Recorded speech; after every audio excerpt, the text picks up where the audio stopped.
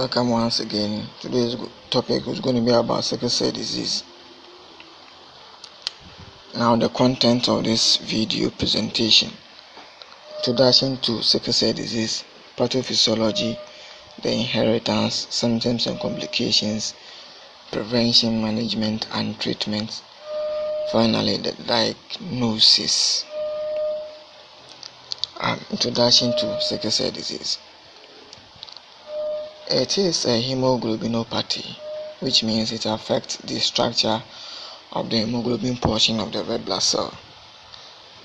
Hemoglobinopathy is a blood disorder caused by both abnormal hemoglobin structure production, that is the hemoglobin S and hemoglobin C, and reduced globin synthesis, for example, the thalassemia. It affects about 20 to 25 million people globally.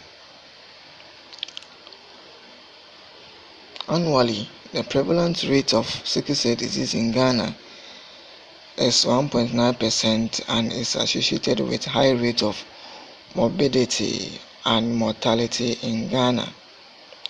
Sickle cell disease is a recessive autosomic disorder which occurs as a result of inheriting abnormal hemoglobin. Sickle cell disease occurs due to the mutation of the beta globin gene of hemoglobin located on chromosome 11, which causes the substitution of valine for glutamic acid in position 6 in the beta chain. This then leads to the production of abnormal hemoglobin instead of the normal hemoglobin. Sickle cell disease patients experience some effects like vaso-occlusion attacks, bacterial infections, paraplegism, and chronic vascular complications associated with ischemia in different organs. When the sickle gene is inherited, valine takes the 6th position of the beta chain, and the abnormal hemoglobin S will be present in the blood. Sickle cell disease occurs as a result of inheriting the homozygous sickle gene, with most of the hemoglobin being hemoglobin S. Now, the pathophysiology of sickle cell disease. The primary pathophysiology of sickle cell disease is based on the polymerization of deoxygenated hemoglobin S.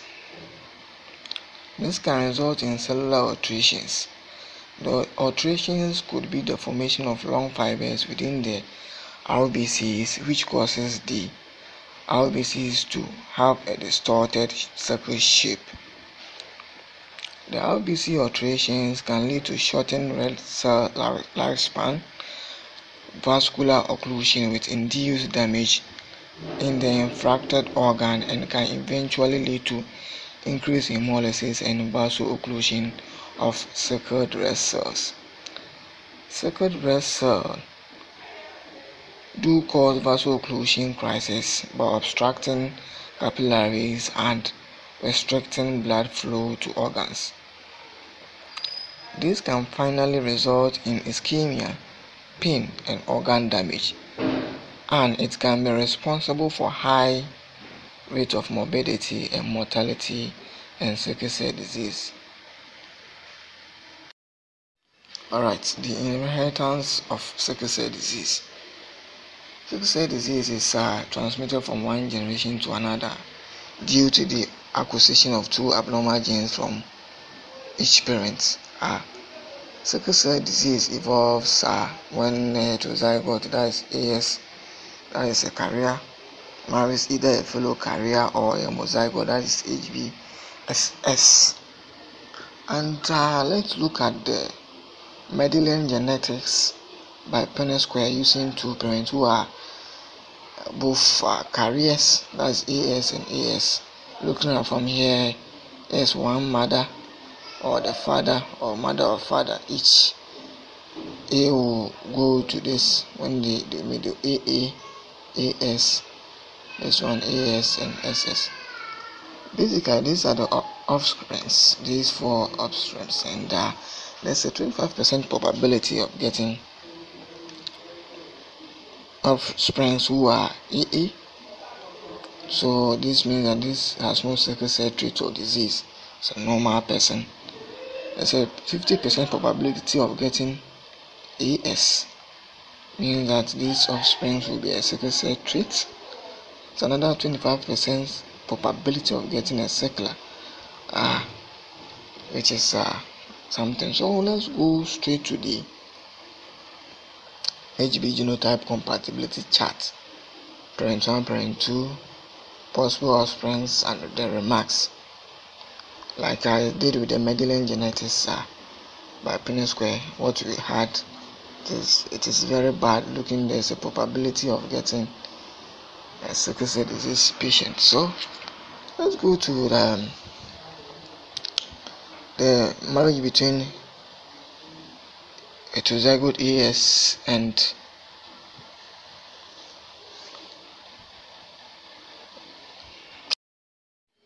let's go to the marriage between normal AA and heterozygote AS. There's a 50% chance of having children with AA and a 50% of having carried that AS.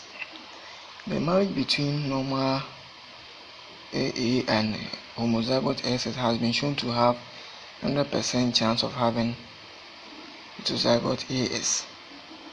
The marriage between heterozygote AS and homozygote SS has been shown to have 50% chance of having homozygote SS and 50% chance of having heterozygote AS. The marriage between homozygote SS is very rare. If it occurs, then it has 100% chance of having homozygote SS. So with each of them, there's remarks attached to it. Let's also go to heterozygote AS marrying someone with genotype AC, have 25% having AA, 25% AC, 25% AS, and 25% SC, which is not a good one. So in all these, check your genotype and before you say yes to somebody's proposal so that you could get a medical advice. Symptoms of sickle cell disease. Clinical manifestations of sickle cell disease are due to the tendency for HBS variant to polymerize and deform RBCs into a circle shape under deoxygenated conditions.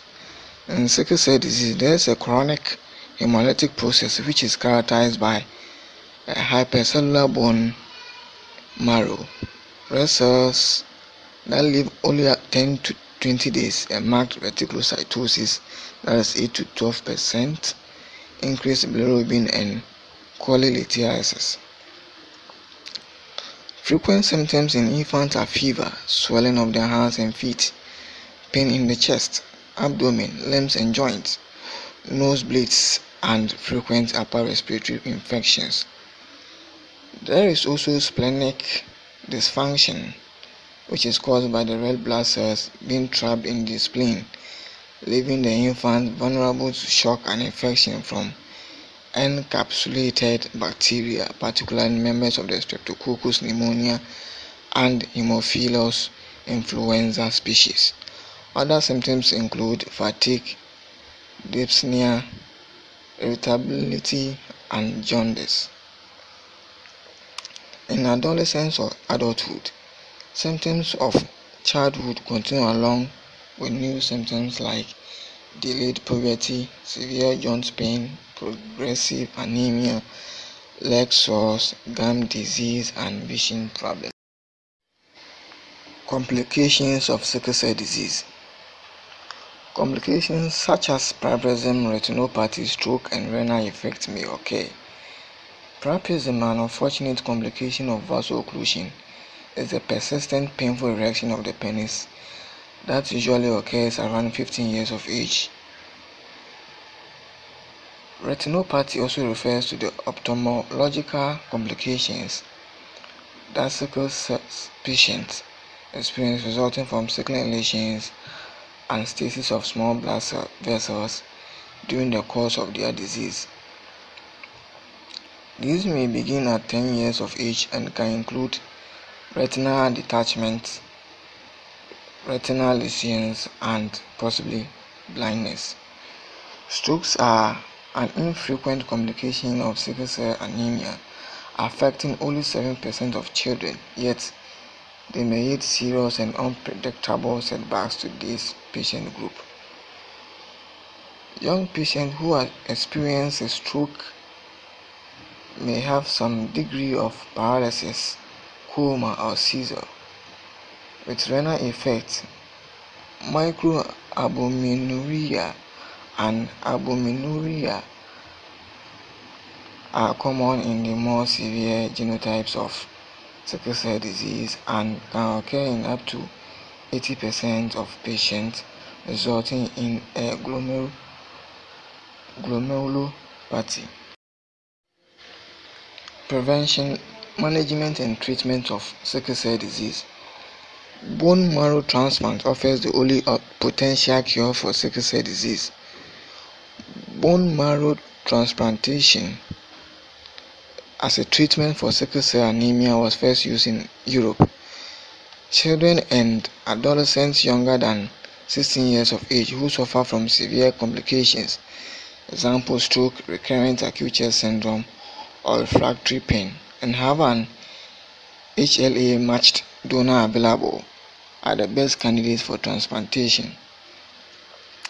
The main aim of management is to prevent complications and treat diseases symptomatically.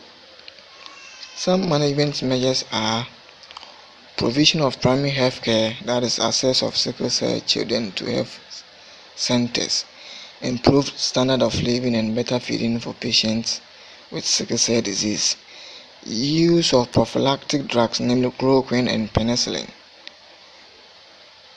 monitoring the severity of anemia and transfusing blood only when necessary, treating acute and chronic pain according to a rational guideline, diagnosing organ failure and administering appropriate therapy. Over time, recurrent vaso-occlusion and its associated vasculopathy results in significant progressive organ failure. High levels of fetal hemoglobin has a beneficial effect on the clinical picture of sickle cell disease. Some preventive measures include continued community education programs for areas with high prevalence of the disease by creating and strengthening the national sickle cell disease control programs, setting up sickle cell screening and genetic counseling programs. The disease should be identified during the prenatal period or at birth as part of a routine screening program. Ongoing basic and clinical research. Genetic counseling may be useful in the prevention of sickle cell anemia. Diagnosis of sickle cell disease. Patients with sickle cell anemia will have a lifelong pneumochromic pneumocytic anemia with decreased hemoglobin, that is between 6 and 9 grams per deciliter, hematocrits, and red cell count. A persistent increase in the white blood cell count 2,000 to 15,000 per microliter is also common. Reticulocyte count is always elevated, leading to a slightly increased meningocorpuscular volume, that's MCV in many cases. Bilirubin and lactate dehydrogenase, that's LDH, are increased, while haptoglobin is decreased, indicating extravascular hemolysis. During crisis episodes, the peripheral smear will show marked polychromasia, many nucleated red blood cells, target cells, and the presence of irreversible and reversible sickle cells. So you're going to do like sickle cell testing slide, check whether it is negative or positive, and do it alongside hemoglobin electrophoresis to know the HB genotype, so that if you know whether it is AS, SS, AA, SC,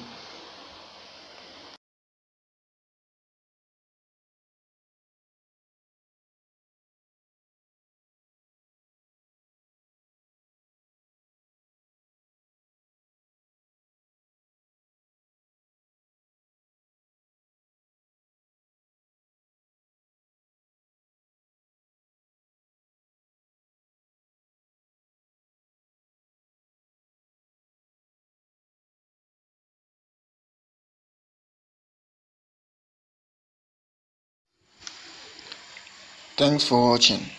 Please subscribe to our YouTube channel, Al Hafid TV, for more health education. Thank you.